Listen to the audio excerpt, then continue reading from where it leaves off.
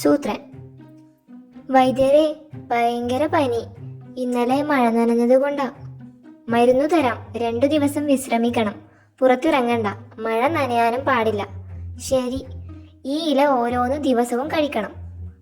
നിങ്ങൾ വന്നത് നന്നായി. എലികളുടെ പനിക്കുള്ള മരുന്ന് സ്റ്റോക്ക് തീർന്നു. ശരി, പനിയാണെന്ന് പറഞ്ഞ് ഇനി ഇങ്ങോട്ട് വരണ്ട എന്ന് സകല എലികളോടും പറയാം.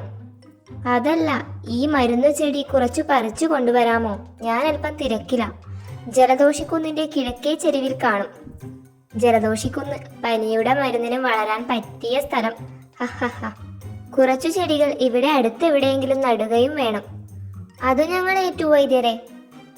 കുറേ ചെടി കിട്ടി. വൈദ്യർ പറഞ്ഞതുപോലെ ഇതിൽ കുറച്ചെടുത്ത് നടാം. 10-12 ചെടി നടാം. വെള്ളവും ഒഴിക്കണം. ആരോ ഇവിടെ മാങ്ങേണ്ട ഒളിപ്പിച്ചിരിക്കുന്നു സൂത്ര.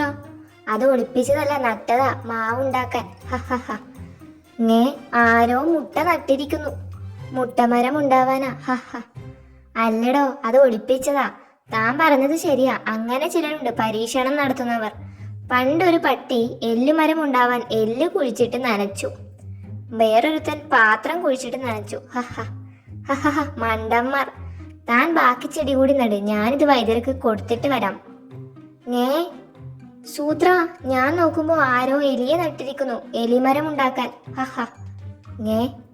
നട്ടവനെ വിഷമിപ്പിക്കണ്ടെന്ന് കരുതി ഞാൻ നന്നായി നനച്ചു കൊടുത്തു. ഹഹ. വൈദ്യരെ, മാളം ഉണ്ടാക്കി റെസ്റ്റ് എടുത്തതാ. അവിടെ മഴ പെയ്തു. പനി കൂടി.